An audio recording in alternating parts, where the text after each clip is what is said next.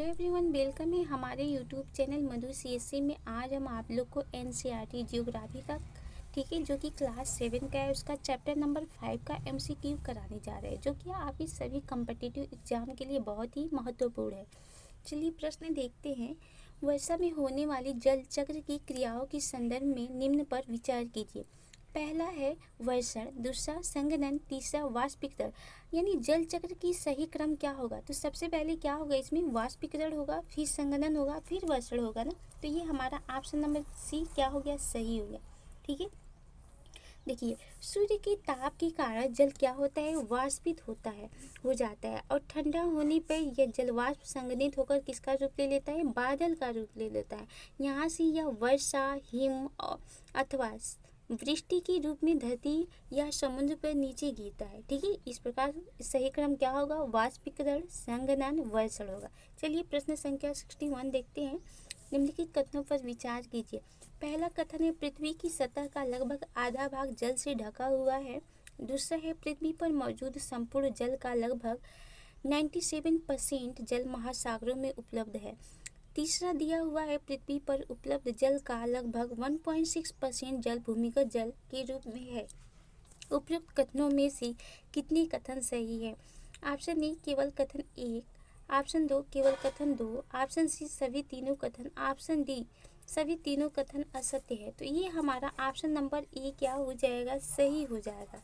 ठीक है, देखिए पृथ्वी की सतह का लगभग 3/4 भाग क्या है, जल से ढका हुआ है। ठीक है, और जो पृथ्वी पर संपूर्ण जल का लगभग 97.3% जल महासागरों में उपलब्ध है। ठीक है, पृथ्वी पर उपलब्ध जल का केवल 0.68% जो है जल क्या है, भूमिगत जल है, और बाकी जल क्या है, अभी बताया है ना, 97% क्या है, हमारा जल महासागरों से ही फाइंड आउट होता है। ठीक है, चलिए आगे देखें।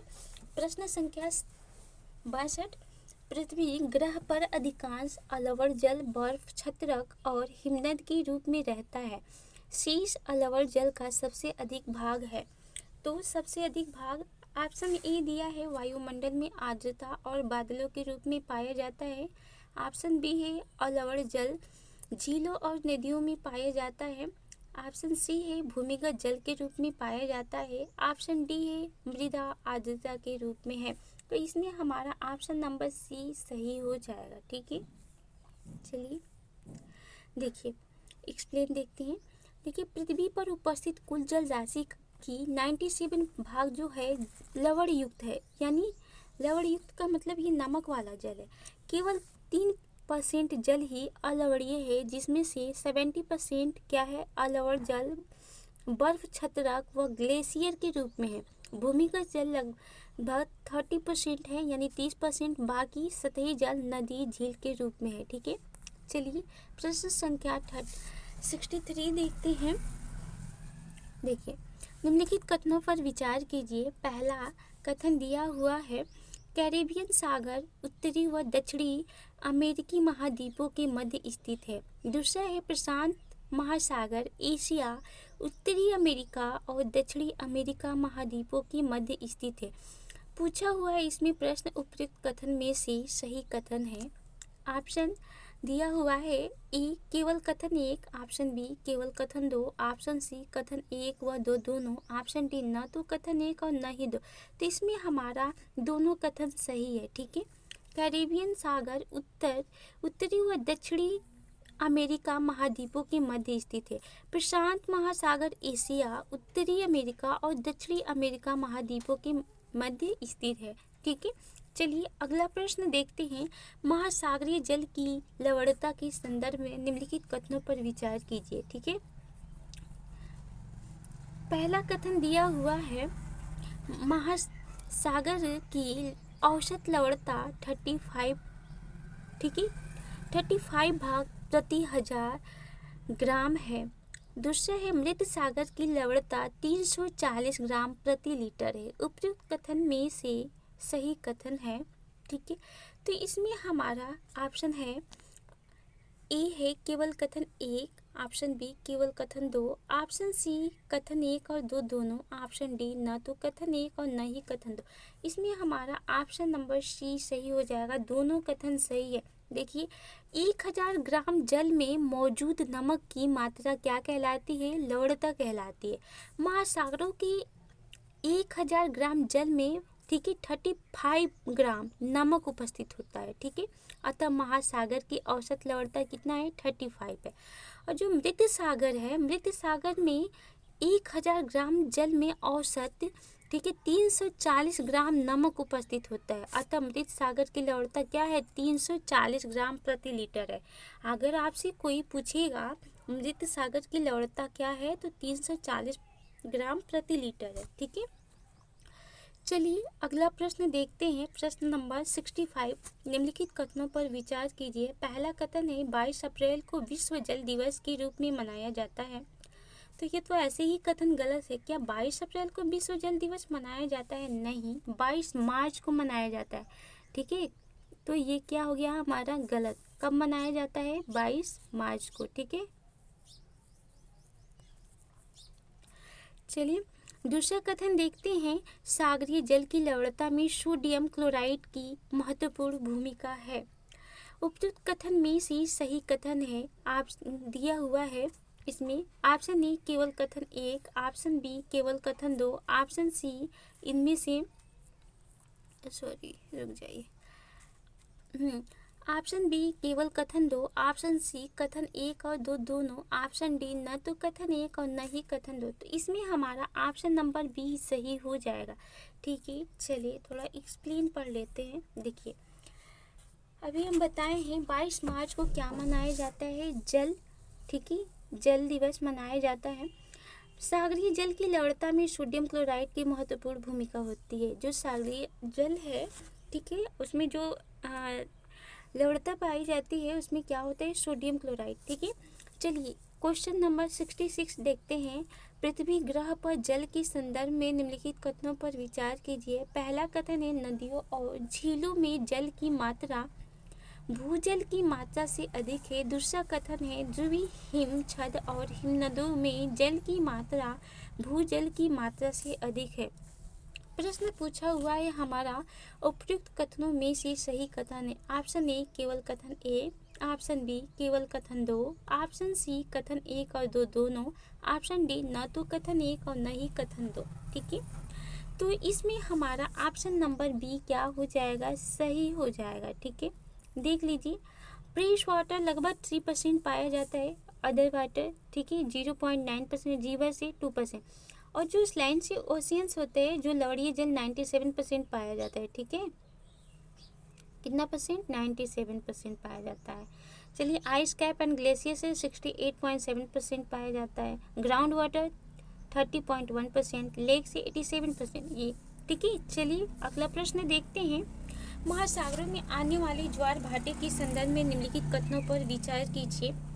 पहला कथन है सूर्य व चंद्रमा के गुरुत्वाकर्षण बल के कारण समुद्र में ज्वार भाटा उत्पन्न होते हैं। दूसरा कथन ज्वार भाटे की उत्पत्ति दिन में 2 बार होता है। इसमें पूछा है उपयुक्त कथनों में से सही कथन क्या है? ए केवल कथन एक, ऑप्शन बी केवल कथन दो, ऑप्शन सी कथन एक और दो दोनों, ऑप्शन डी न तो कथन एक और न ही कथन दो। तो इसमें हमारा ऑप्शन नंबर सी सही हो जाएगा, दोनों कथन सही है, ठीक है। देखिए सूर्य एवं चंद्रमा की शक्तिशाली गुरुत्वाकर्षण जो बल है के कारण पृथ्वी की सतह पर ज्वार और भाटे आते हैं। दिन में 2 बार नियम से महासागरीय जल का उठना एवं गिरना क्या कहलाता है? ज्वार भाटा कहलाता है। यानी महासागरीय जल का ऊपर उठना और नीचे गिरना क्या कहलाता है? ज्वार भाटा कहलाता है। जबकि सर्वाधिक ऊंचाई तक उठकर जल तट के बड़े हिस्सों को डुबो देता है तो उन्हें क्या कहते हैं? ज्वार कहते हैं। और जब जल निम्नतम स्तर तक आ जाता है एवं तट से पीछे चला जाता है तो उसको क्या कहते हैं? हम भाटा कहते हैं। यानी जब ऊंचाई पे उठकर जल, ठीक है, बड़े हिस्सों को डुबो देगा तो ज्वार, और जब नीचे आता है, नीचे के स्तर में आ जाता है और पीछे चला जाता है तो उसको क्या कहते हैं? भाटा कहते हैं। चलिए प्रश्न संख्या 68 देखते हैं। महासागरों और समुद्रों में ज्वार भाटाएं किनकी किनकी कारण होती हैं। पहला है सूर्य का गुरुत्वीय बल, दूसरा दिया हुआ है चंद्रमा का गुरुत्वीय बल, तीसरा है पृथ्वी का अपकेंद्रीय बल। ठीक है, तो नीचे दिए गए कथन का प्रयोग ठीक है कर सही उत्तर चुनिए। ऑप्शन ए है केवल एक, ऑप्शन बी एक और दो दोनों एक और तीन, ऑप्शन सी केवल एक और तीन, ऑप्शन डी एक दो और तीन। तो इसमें हमारा ऑप्शन नंबर डी क्या हो जाएगा, सही हो जाएगा। ठीक है, चलिए देखते हैं। देखिए ज्वार भाटा, समुद्री पानी का ऊपर उठना ज्वार और नीचे आना क्या होता है, नीचे जाना भाटा कहलाता है। ठीक है, इसके जो कारण है तो क्या इसके रीजन क्या क्या हो सकते हैं। सूर्य का गुरुत्वाकर्षण बल, दूसरा है चंद्रमा का गुरुत्वाकर्षण बल और तीसरा है पृथ्वी का अपकेंद्रीय बल। यह पृथ्वी की गुरुत्वाकर्षण के विपरीत कार्य करता है। ठीक है, यदि चंद्रमा का गुरुत्वीय बल जिस ओर चंद्रमा होता है एक ज्वारीय उभार उत्पन्न करता है, जबकि दूसरी ओर अपकेंद्रीय बल ज्वार का कारण बनता है। ठीक है, चलिए 69 क्वेश्चन नंबर देखते हैं। महासागरों में आने वाले ज्वार भाटों के संदर्भ में निम्नलिखित कथनों पर विचार कीजिए। पहला कथन है पूर्णिमा और अमावस्या को ऊंचे ज्वार आते हैं। दूसरा, कृष्ण और शुक्ल पक्ष की तिथि सप्तमी या अष्टमी को लघु ज्वार आते हैं। तीसरा है उच्च ज्वार मछलियां पकड़ने में मददगार होते हैं। उपयुक्त कथन में से कितने कथन सही हैं।